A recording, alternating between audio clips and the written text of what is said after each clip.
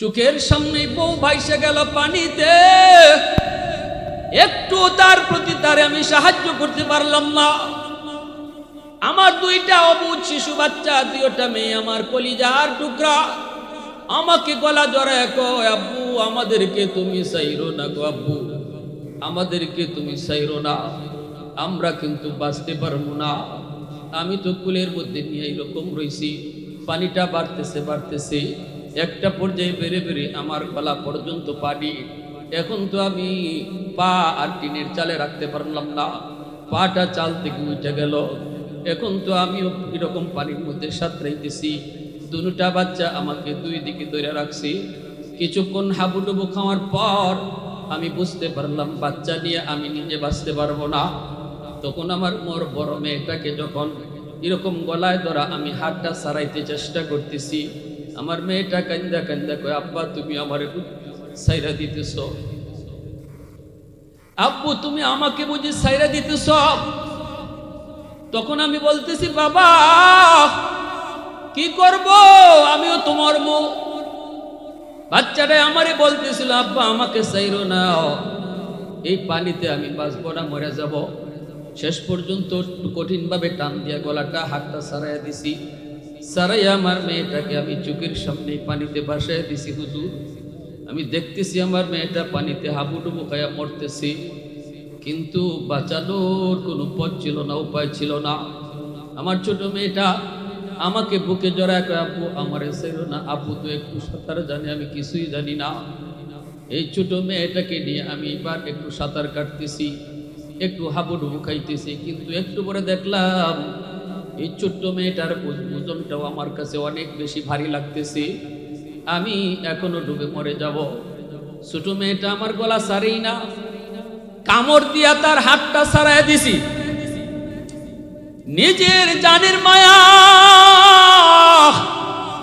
আল্লাহ যে বলেছে হাসরের ময়দান এত ভয়ঙ্কর, এত ভয়ঙ্কর, কেউ কারো প্রতি মায়া দেখাবে না, কারণ ওই কঠিন বিপদের সময় কারো প্রতি মায়া থাকে না। সবাই শুধু নিজে বাঁচার জন্য ইয়া নফসি ইয়া নফসি ইয়া নফসি বলবে। হুজুর আমার এখনো মনে আছে, আমার ওই ছোট্ট মেয়েটার হাতটা কামড় দিয়ে আমি সারাইয়া দিছি। চোখের সামনে আমার ছোট্ট মেয়েটা, সেও পানিতে ডুইবে ডুইবে মরল, কিন্তু কোনো উপায় ছিল না। আমার বুঝ হয়ে গেছে, দুনিয়ার জমিনে এত কলিজার টুকরা সন্তানকে যদি আমি নিজের বাঁচার জন্য পানিতে ডুবতে দেখলাম, হাসরের মাঠে আল্লাহ যে বলছে এটা যে হবে আমার, আর কেউ বিশ্বাস না করলো আমার বুঝ হয়ে গেছে। وَإِذْ قَالَ لُقْمَانُ لِابْنِهِ وَهُوَ يَعِظُهُ يَا بُنَيَّ لَا تُشْرِكْ بِاللَّهِ إِنَّ الشِّرْكَ لَظُلْمٌ عَظِيمٌ وقال رسول الله صلى الله عليه وسلم المرأة راعية على بيت زوجها وولده أو كما قال النبي عليه الصلاة والسلام اللهم صل على محمد وعلى آل محمد كما صليت على إبراهيم وعلى آل إبراهيم إنك حميد مجيد اللهم بارك على محمد وعلى آل محمد كما باركت على إبراهيم وعلى آل إبراهيم إنك حميد مجيد أي حبيب किबरिया तुम पर सलाम ऐ हमारे दिल रुबा तुम पर सलाम दिल सदा कहता रहा तुम सलाम। ऐ हमारे दिल रुबा तुम पर सलाम। मस्जिदे अक़सा में जुमला अंबिया, मस्जिदे अक़सा में जुमला अंबिया मुक़्तदी थे और बिहा तुम मुक़्तदा। मुक़्तदी थे और बिहा तुम मुक़्तदा। ऐ हबीबे किबरिया तुम पर सलाम। दिल सदा कहता रहा तुम पर सलाम। अल्प समय जिकिर करी ला इलाहा इल्लाल्लाह।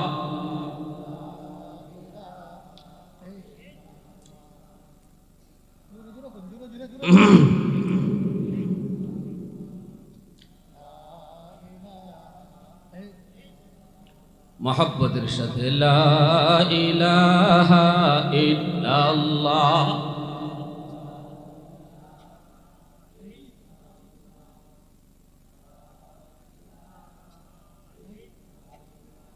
ला इलाहा इल्लाल्लाह।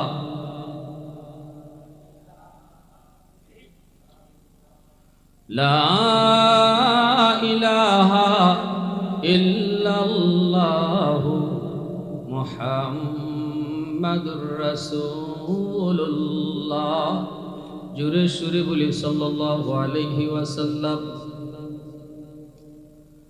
मुआज्जज़ हाज़िरीन, अल्लाह पाकेर दरबारे हजारों कोटी शुक्र जे अल्लाह पाक आमादेरके এই মুহূর্তে দুনিয়ার সব ব্যস্ততা থেকে মুক্ত করে শুধুমাত্র আল্লাহ এবং আল্লাহর রাসূলের মহব্বত আর ভালোবাসা অন্তরে নিয়ে কোরআন হাদিসের মাহফিলে আসার বসার কিছু দিনই কথা শোনার তৌফিক দিয়েছেন। এজন্য শুকরিয়াতান বলি আলহামদুলিল্লাহ।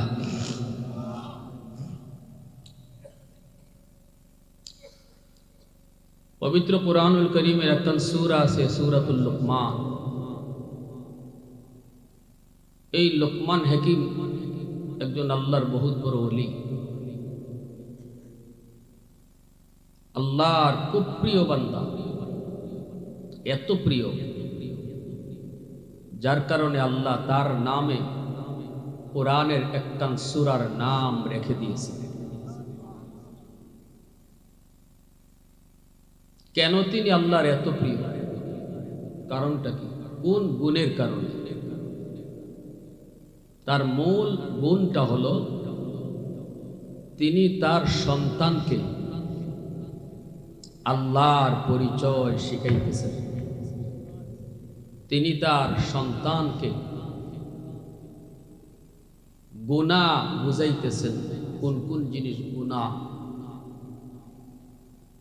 কোন জিনিস করলে আল্লাহ নারাজ হয়, আল্লাহ কষ্ট পায়, আল্লাহ বেজার হয়, আর কোন কাজ করলে আল্লাহ খুশি হয়। এই কথাগুলা একজন বাবা হিসেবে তিনি তার সন্তানকে সুন্দর ভাষায় বুঝাইতেছেন। এত সুন্দর করে তিনি সন্তানরে বুঝাইতেছেন, আদর করে করে। আল্লাহর কাছে এত ভালো লাগছে, আল্লাহ ওই বাবার কথাগুলিকে আল্লাহ তার নিজের কথা বানাইয়া কোরআনের আয়াত হিসাবে নাজিল করে দিয়েছে। তাহলে এই বিষয়টা আল্লাহর কাছে কত ভালো লাগছে, আল্লাহর কাছে কত খুশির বিষয় ছিল যে বাবা তার সন্তানকে যখন আল্লাহর পরিচয় শেখায়, বাবা যখন সন্তানকে গুনাহ শেখায় যে বাবা এটা গুনাহ, এটা করলে আল্লাহ নারাজ হয়, এটা করলে আল্লাহ বেজার হয়, এই কাজ করলে আল্লাহ জাহান্নামও দিব, এই কাজ করলে দুজকে যাওয়ান লাগবো, এরপরে এটা করলে আল্লাহ খুশি হয়, এবার চললে আল্লাহ জান্নাত দেয়। তখন বাচ্চা কইব আব্বা জান্নাত কিতা, বাচ্চায় কইব আব্বা জাহান্নাম কিতা। জান্নাত কারে কয় এটা কইব, জান্নাত আরামের জায়গা, জাহান্নাম কষ্টের জায়গা। এই কথাগুলা যখন একজন মা একজন বাবা ছোট ছোট বাচ্চাগুলারে ঘরের মধ্যে বুঝাইব, আলোচনা করব, এটা আল্লাহর কাছে এত বালা লাগে, আল্লাহর কাছে এত বালা লাগে। আল্লাহ এমন খুশি হয়েছে, এটার নজির হইল যে আল্লাহ ওই বাপের কথারে আল্লাহ তার কথা বানাই দিয়েছে।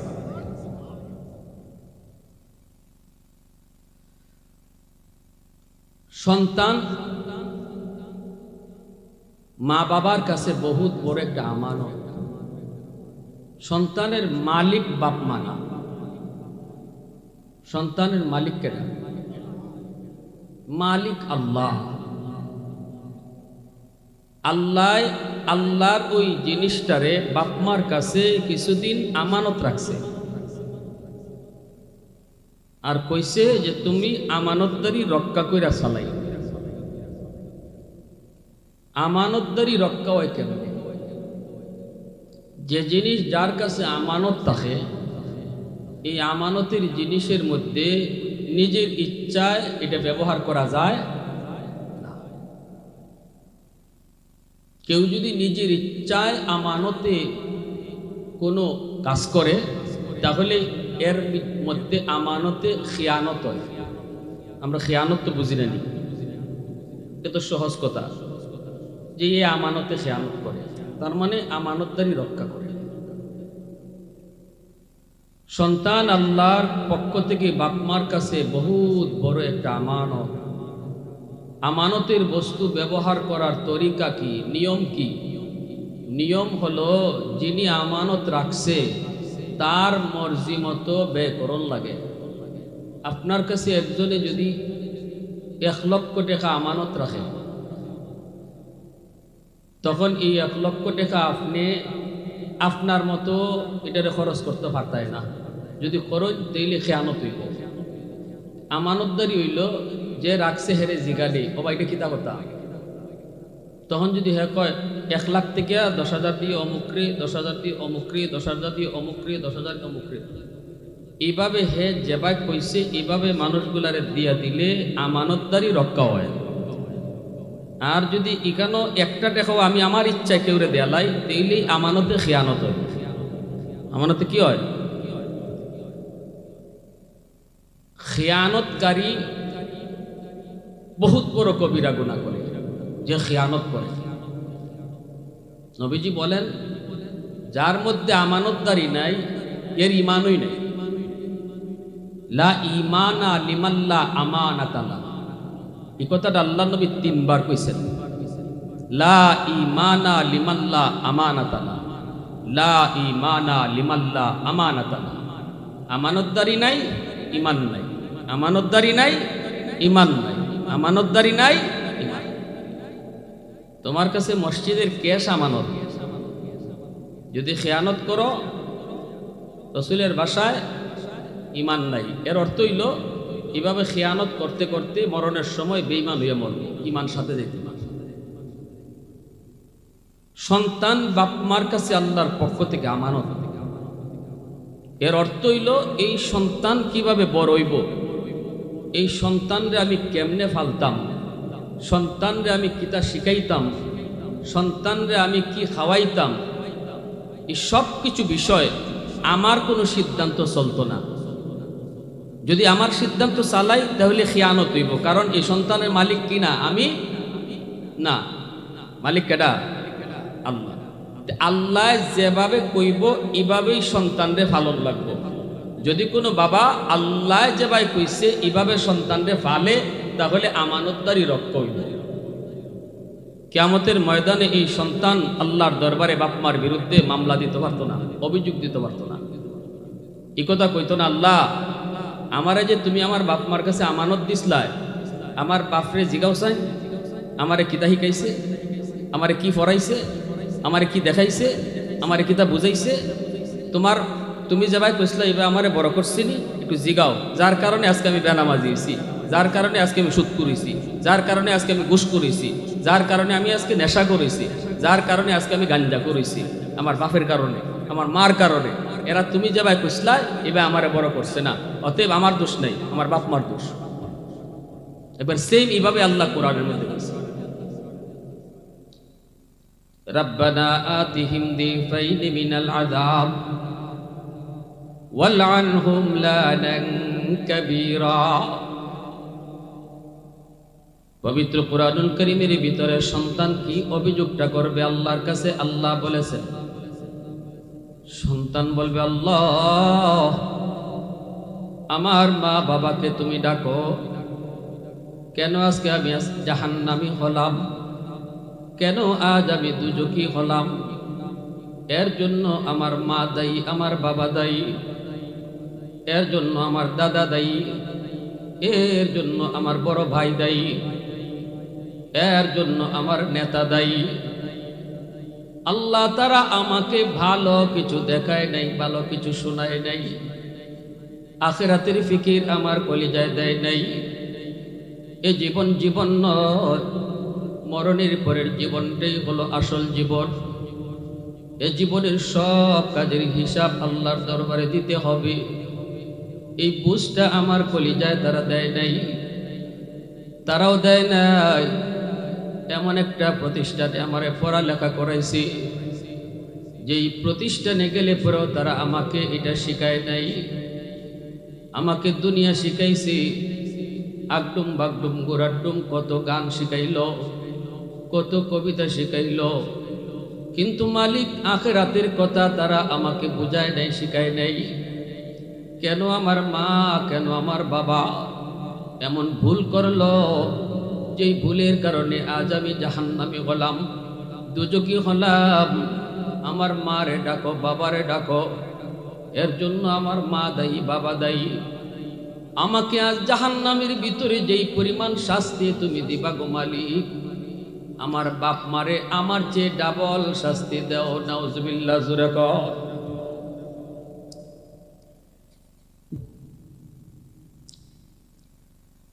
সেই দিন চোখের পানির বদলে রক্ত ঝরবে যুবক।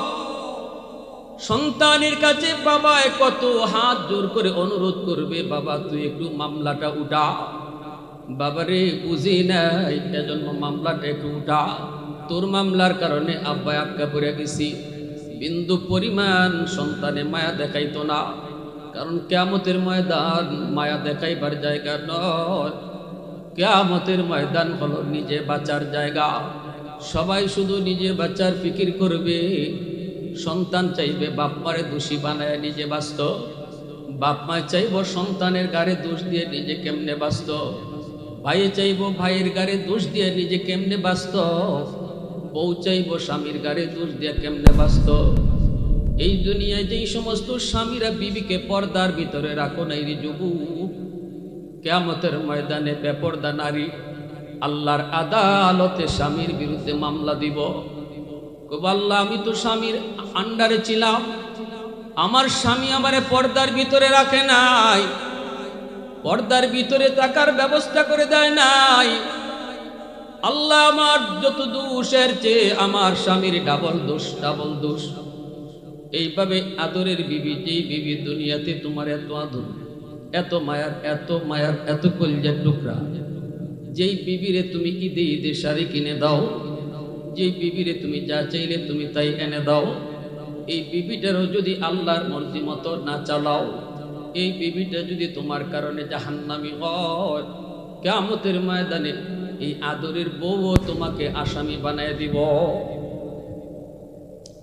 ইয়াউমা ইয়াফিরুল মারউ মিন আখিহি ওয়া উম্মিহি ওয়া আবিহি ওয়া সাহিবাতিহি ওয়া বানিহি লিকুল্লি ইমরিইম মিনহুম ইয়াউমা ইযিন শা'নুন ইউগনি উজুহুন ইয়াউমা ইযিন মুসবিরা দাহিকাতুম মুস্তাবশিরা ওয়া উজুহুন ইয়াউমা ইযিন আলাইহা গাবারা তারহাকুহা কাতারা উলাইকা হুমুল কাফারাতুল ফাজারা। আল্লাহ পাক এই আয়াতের ভিতরে পরিষ্কার বলে দিয়েছেন, কেউ কারোর জন্য হাসরের মাঠে আপন হবে না, ভাই ভাইয়ের জন্য আপন হবে না, ভাই বোনের জন্য আপন হবে না, স্ত্রী স্বামীর জন্য আপন হবে না, স্বামী ও স্ত্রীর জন্য আপন হবে না। ওই যে বরিশালে একবার সিডুর হয়েছিল, বাইরে এরকম একটা বয়ান করার সময় এরকম একজন সিডুরে ভুক্তভোগী একজন মানুষ মাহফিলের মধ্যেই উইটে চিৎকার দিয়ে উঠছি, বেহুশ হয়ে গেছি। এই লোকটা ছিল গাজীপুরের একটা মাহফিলে। বাইরে যুবক লোকটা তখন কান্দে আর এই কথাই কইছি, হাসরের মাঠে কেউ যে কারো আপন হবে না, এই কথাটা কেউ না বুঝলো আমি দুনিয়াতেই বুঝছি। কেমনে বুঝছ কেমনে বুঝছ? কয় বরিশালে যখন সিডর হয়, বঙ্গোপসাগরের পানি সব কিছু যখন ডুবাই দিল, আমার দুইটা কলিজার টুকরা মেয়ে, ছোট্ট দুইটা কলিজার টুকরা মেয়েকে দুই হাতের মধ্যে লইয়া যখন আমি খাটের উপরে উঠলাম, চোখের উপরে উইটে যখন দুইটা বাচ্চারে নিয়ে বসে রইছি, পানি উঠতেছে উঠতেছে, চকিটাও ডুইবা যাইতেছে। তাড়াতাড়ি করে চাঙ্গের মধ্যে উঠলাম, তারপরে দেখি চাঙ্গেও বাঁচা সম্ভব না, পানি তো আরো বাড়তেছে। সাথে সাথে আমার ঘরে টিনের চালের মধ্যে দুইটা পা নিয়ে দাঁড়ায় থাকলাম। পানি তো তখনও উঠতেছে তখনও বাড়তেছে, আমার বুক পর্যন্ত পানি। আমার এক হাতে একটা সন্তান, আর এক হাতে আমার আরেকটা সন্তান। চোখের সামনে আমার বউ ভাসা গেল। বউটা শুধু ডেকে ডেকে কইছিল, স্বামী একটু সাহায্য করো। কিন্তু আমি দেখছি সাহায্য করতে গেলে আমি নিজেও মরব। চোখের সামনে বউ ভাইসা গেল পানিতে, একটু তার প্রতি তারে আমি সাহায্য করতে পারলাম না। আমার দুইটা অবুঝ শিশু বাচ্চা, দুইটা মেয়ে আমার কলিজার টুকরা, আমাকে গলা জড়ায় কয়, আব্বু আমাদেরকে তুমি চাইরো না গো, আব্বু আমাদেরকে তুমি চাইরো না, আমরা কিন্তু বাঁচতে পারবো না।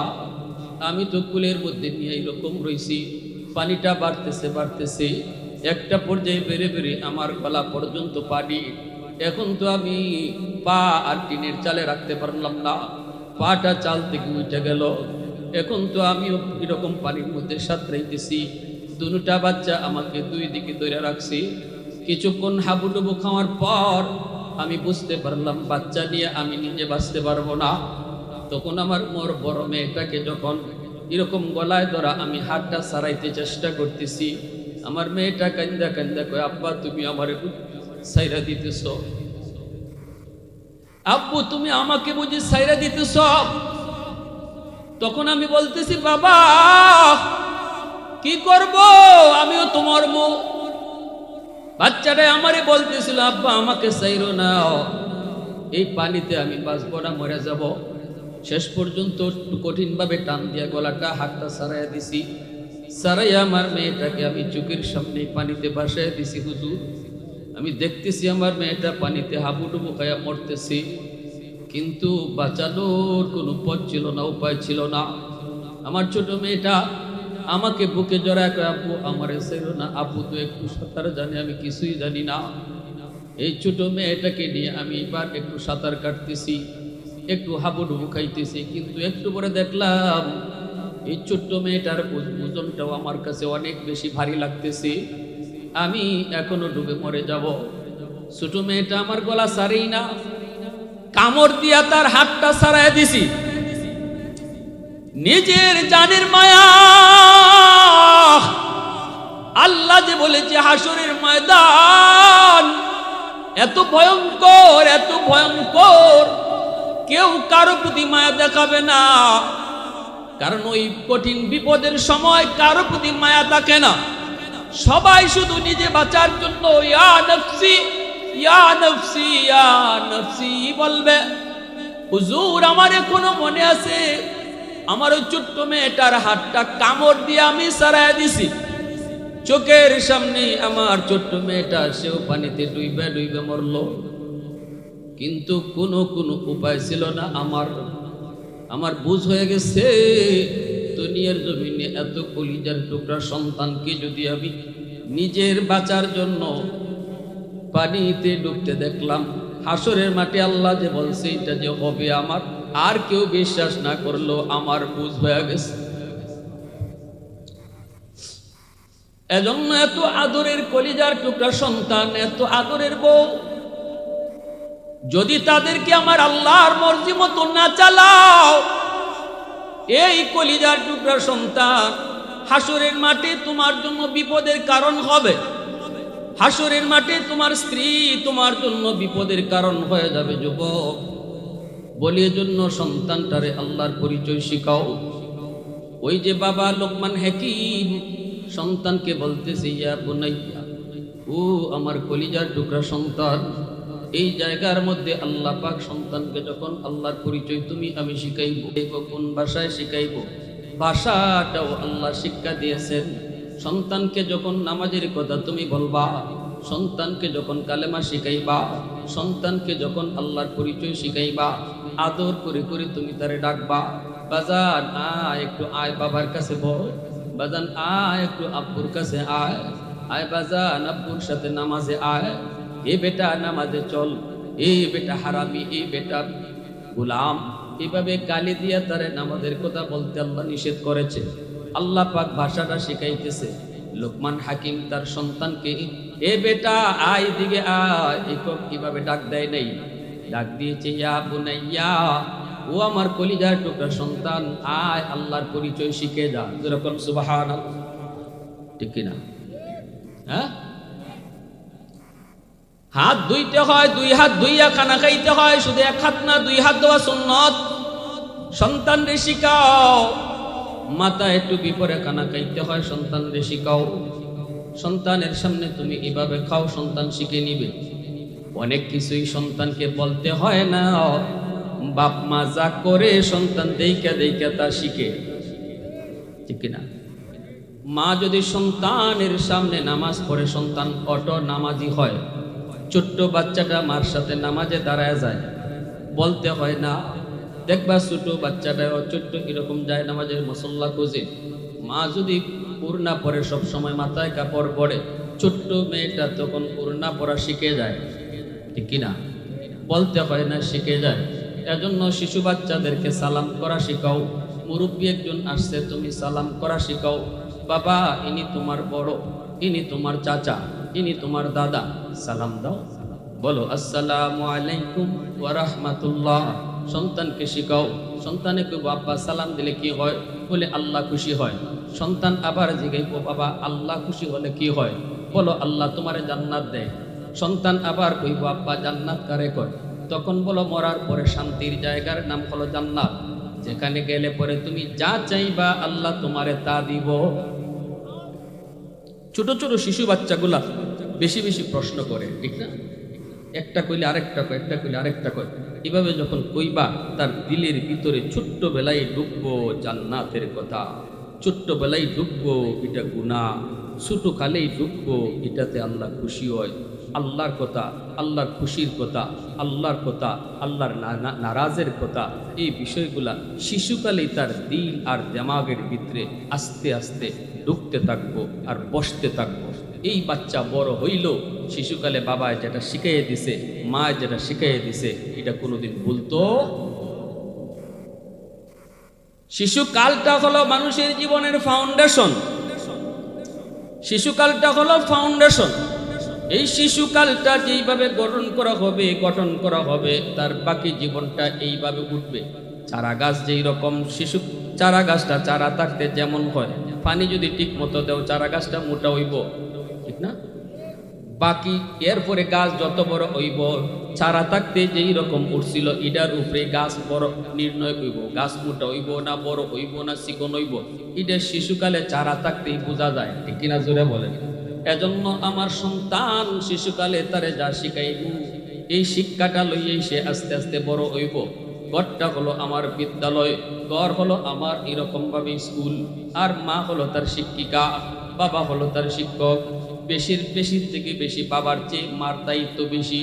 আমার এলাকার মা বোনেরা যারা আছে একটু খেয়াল করে শোনো, কিয়ামতের ময়দানে সন্তান বাবার বিরুদ্ধে যতটা মামলা দিব, মায়ের বিরুদ্ধে ডাবল মামলা দিব, কারণ মার দায়িত্ব বেশি। মাকে সন্তান বেশি টাইম পায়, মার আমলটা সন্তানে বেশি দেখে, ঠিক না? হাদিসটা লক্ষ্য করে শুনেন, এদিকে একটু মনোযোগ দেন, আমি খুব কম সময় নিয়ে এসেছি। আসলে বয়ান লম্বা চোরার প্রয়োজন নাই, যদি 10 মিনিটও আমি কথাটা একটু বুঝে ফেলি, এটাই তো বয়ান, ঠিক না ভাই? আমলের জন্য এটাই যথেষ্ট। যে কথাটা বলতেছিলাম, আমরা যারা এখানে হয় বাবা নতুবা বাবা হব, হইছি অথবা হব, আমাদের বাবা হিসেবে মা বোনেরা যারা শুনতেছে, কেউ মা হইছে কেউ মা হবে, আমাদের দায়িত্বটা একটু বোঝা দরকার আসেনি না? কারণ গন্ডগোল কোন জায়গায় এটা বুঝতেই, সমস্যা যেখানে এখানে চিকিৎসা।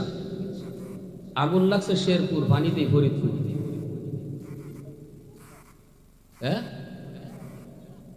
আগুন লাগছে শেরপুর, পানি লয়ে যায় বঙ্গোপসাগরের পানি সব যদি ফরিদপুর ফালাই দিতে নি আগুন নেব। এজন্য গন্ডগোল কোথায় এটা বুঝুন। কেন আজকে আমার সন্তান আমার কথা শুনে না, বেলাই নেমে হতে যাইতেছে, আমি মায় কাঁদতেছি বাবায় কাঁদতেছি, গন্ডগোল কোথায়? গোড়ায় গন্ডগোল লাগাই রাখছি আমরা। আল মারআতু রাইয়াতুন আলা বাইতি যাওজিহা ওয়া ওয়ালাদিহি, নবীজি বলেন একজন মাকে হাসরের ময়দানে আল্লাহ পাক জিজ্ঞেস করব তার স্বামীর সংসারের ব্যাপারে, স্বামীর মালামালের হেফাজত তুমি করছো নি? এরপরে আল্লাহ কইব স্বামীর সন্তানগুলার দেখশন, লেখাপড়া, বড় হওয়া, খাওয়া দাওয়া, শিক্ষা দীক্ষা, এগুলার ব্যাপারে তুমি মা কতদূর দায়িত্ব আদায় করেছো, এটা আল্লাহ মারে জিজ্ঞেস করবে। কারণ বাবা আওরত থাকে সারাদিন, বাবা দোকানও থাকে সারাদিন, বাবা গাড়ির থাকে সারাদিন, সারাদিন বাচ্চায় দেখছে মারে, সারাদিন বাচ্চায় পাইছে মারে, ঠিক না? মা কি করছে এটা সন্তানে বেশি দেখছে। মা যদি বেপরদায় চলে, মা যদি দেখে পরপুরুষের সাথে কথা কয়, মা যদি দেখে আরেক গিয়ে গপ করে, সন্তানেও এটা দেখছে, সারাদিন এটাই দেখছে, ঠিক না? মা যদি দেখে মোবাইল দেখতেছে, গান দেখতেছে, সন্তানও মার সাথে মোবাইল দেখতেছে, গান দেখতেছে, বাপ তো বন্ধ হই, বাপ কোন কন্যা গেলে বাপরে তো কম পাইতেছে, মারে বেশি পাইতেছে। ফেটো যে আসিল এটাও তো মার ফেটো হই নাকি, তা বাপেও রাখছে কিছুদিন, ফেটো রাখছে কেটা মা, এখানেও মার সাথে ওই মায় মায় ফেটো লইয়া যা করব সন্তান ফেটো থেকে ওইটা বুঝে, এটার আসরকে সন্তানের উপরে পড়ে, এটার আসর কের উপরে পড়ে? সন্তানের উপরে পড়ে। এজন্যই কয় মা যদি পেটে সন্তান লইয়া বেশি বেশি কোরআন তেলাওয়াত করে, এই সন্তান অল্প দিনে হাফেজে কোরআন হয়ে যায়। ওই যে কোরআন তেলাওয়াতের আসর গিয়া সন্তানের উপরে পড়ে। মা যদি বেপরদায় চলে, সন্তান বড় হওয়ার পরে জন্মের পর প্রতিবন্ধী হয়, প্রতিবন্ধী ব্রেন ডিলা হয়। মা যদি পর্দার ভিতরে রাখে, পরপুরুষ থেকে আলোক করে থাকে, এই সন্তান বড় হওয়ার পরে ব্রেন ভালো হয়, জেহনি হয়। বুঝে আসছে? দেখছেন মার আসর কেমনে গে পড়ল। দুধের বাচ্চা দুধ খায়, তখনও মা কি করে, এটাও দুধের বাচ্চার উপরে গিয়ে আসর পড়ে। এজন্যই কিয়ামতের ময়দানে আল্লাহ পাক মাকে জিগাইব দুইবার, বাবারে যদি জিগায় একবার, মারে জিগাইব কয়বার? দুইবার। এজন্য আমার মা বোনেরা খেয়াল করে শোনো, সন্তান জন্ম দেওয়া সহজ, কিন্তু একজন আদর্শ মা হওয়া কঠিন। মার মতো একজন মা হওয়া কঠিন, বাবা হওয়া সহজ, বাবার মতো বাবা হওয়া। আমার এখনো মনে পড়ে, আমি যখন ছোট্ট, মনে ক্লাস 3-তে পড়ি, আমি তো প্রথম স্কুলে পড়ছি ক্লাস 5 পর্যন্ত, তো যখন 2 না 3-তে পড়ি, তখন আব্বার কাছে আব্বার একজন বন্ধু আসছে। ওই শিশুকালে কথাটা আমার মনে রয়েছে, মনে থাকার কথা। তখন আমি পাশের রুম থেকে আব্বার কাছে আসছি। শিশু বাচ্চারা দেখবেন না, বাবারে দেখলি বাবার কাছে আইয়ে এমনি এমনি ঘষাঘষি করে, ঠিক না? তো আমি যেমন আব্বার কাছে ঘষাঘষি করতেছি, তো আব্বা আমারে বলতেছেন, আব্বা তুমি এখানে একজন মেহমান, তোমার আব্বার পাশে বসা, আব্বার বয়সে সালাম দিলা না? তখন আমি এখান থেকে বলতেছি আসসালামু আলাইকুম। আব্বা কই না, হবে না। ঘর থেকে বাইরিয়া আবার ঘরে ঢুকো, আর ঢুকবার সময় আবার সালাম দিয়ে ঢুকবায়। কেমন শিক্ষাটা দিচ্ছেন আমাকে। আমরা হইলে তো মান্য লিখতাম, আচ্ছা ফুলা যখন ফুতে যখন সালাম দিলাইছে আসসালামু আলাইকুম, ঠিক আছে, খুশি হয়ে যেতাম না। কিন্তু আমাকে স্মরণ করায় দেওয়ার জন্য সারা জীবনের লাগে যেন আমার এটা মনে থাকে, এজন্য ঘর থেকে বাইর করছে। বাইর করিয়া করছেন, এখন বাইরিয়া আবার ঘরে ঢুকবার সময় সালাম দিয়ে ঢুক। এই হলো বাপ মার শিক্ষা। এজন্য বলছি বাবা হওয়া সহজ, কিন্তু বাবার মতো বাবা, আদর্শ বাবা হওয়া কঠিন। মা হওয়াও সহজ, একজন মার মতো মা, আদর্শ মা হওয়া কঠিন। আমি যদি একজন আদর্শ বাবা হই, তবেই তো আমার সন্তান আদর্শ সন্তান হবে। আমি যদি একজন আদর্শ মা হই, তবেই তো আমার সন্তান আদর্শ মা হবে, না? এজন্য আমার ভাইরা বন্ধুরা বলতেছিলাম, এই মেহমানের নিয়ে আসো। একজন মা, একজন বাবা, ওই লোকমান হাকিমের উপরে আল্লাহ এত খুশি হয়েছে। এজন্য বলি, আমার সন্তানকে আমি দিন শিখাবো, সন্তানকে কি শিখাবো, সন্তানকে কই পড়ালেখা করাবো, এটা সন্তানের ব্যাপারে সিদ্ধান্ত নিবে বাপ মা। বাপ মা যদি সিদ্ধান্ত সঠিক হয়, সন্তানের ভবিষ্যৎ আলোকিত। বাপ মার সিদ্ধান্ত যদি রং হয়, সন্তানের ভবিষ্যৎ অন্ধকার। বলি না আপনি সবাইরে আলেম বানান, বলি না আপনার সন্তানকে মুফতি সাহেব বানান, আপনার সন্তানকে ডাক্তার বানাবেন, ইঞ্জিনিয়ার বানাবেন, জজ বানাবেন, ব্যারিস্টার বানাবেন, অসুবিধা নাই। কিন্তু বলবো, তার শিশুকালের শিক্ষাটা তারে ধর্মীয় শিক্ষায় বড় করেন।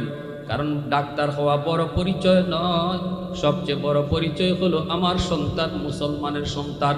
এজন্য তারে মুসলমানে শিখাইতে হবে। ঘরেই মুসলমানি পরিবেশে বড় করো, বিসমিল্লাহ শিখাও, আলহামদুলিল্লাহ শিখাও, খাওয়ানোর দোয়া শিখাও, ঘুমাইবার দোয়া শিখাও, মাথায় টুপি পরা শিখাও। এগুলা ধর্মীয় পরিবেশে বাচ্চাটারে বড় করো। ধর্মীয় চেতনা তার ভিতরে লালন হোক। এরপরে যখন পড়ালেখা করাইবাই, তখন একটা মাদ্রাসা ভর্তি করো। শুরুতে নুরানি মাদ্রাসায় 5 বছর মাদ্রাসায় পড়াও। শিক্ষা জীবনটা আল্লাহর কোরআন দিয়ে শুরু হোক, শিক্ষা জীবনটা ধর্মীয় শিক্ষা দিয়ে শুরু হোক। এরপরে তার হাই স্কুলে দিয়ে দিও, কলেজে দিয়ে দিও। এই 5 বছরে সে আল্লাহর পরিচয় কলজার মধ্যে লইয়া সে হাই স্কুল কলেজে যাবে। বেনামাজি হবে না, আল্লাহর বিরুদ্ধে কথা বলবে না, রসুলের বিরুদ্ধে কথা বলবে না। আমার সন্তানটা যদি আলেম হয়, হাফেজ হয়, তাহলে আমি বাবা, আমি মাকে হাসরের মাঠে আল্লাহ, সমস্ত হাসরবাসীর সামনে আল্লাহ একটা ফাগরি ফরাইয়া বাপ মারের সম্মানী বানাই দিবে। দাদারে আল্লাহ ফাগরি ফরাইব, নানারে আল্লাহ ফাগরি ফরাইব, বাপ মারে আল্লাহ ফাগরি ফরাইব। যদি আমার আওলাদকে আমি আলেম বানাই, হাফেজ বানাই। আমরা যতই ওয়াজ করি, ওয়াজিগানও শুনেন জায়গা, কিন্তু যদি ঘরে একটা সন্তানরে আলেম বানানি হয়, হাফিজ বানানি হয়, তাহলে এই বাচ্চাটার উসিলায় পুরা ঘরটা দিনের উপরে চলে আসে, ঠিক না? বইনে চিন্তা করে আমি বেপরদায় কেমনে চলি, আমার বাইটা হাফেজে কোরআন। মা চিন্তা করে আমি এখন মাথায় কাপড় না দিয়ে চলি কেমনে, আমার ফুটটা হাফেজা হয়ে গেছি, ঠিক না নি? বাপে চিন্তা করে নামাজ না পড়ে তাকে কেমনে, মানুষের কবে তুমি হাফিজ সাহেবের আব্বা। অতএব সন্তান হাফেজ আলেম বানানি দরকার আসেনি না নাই?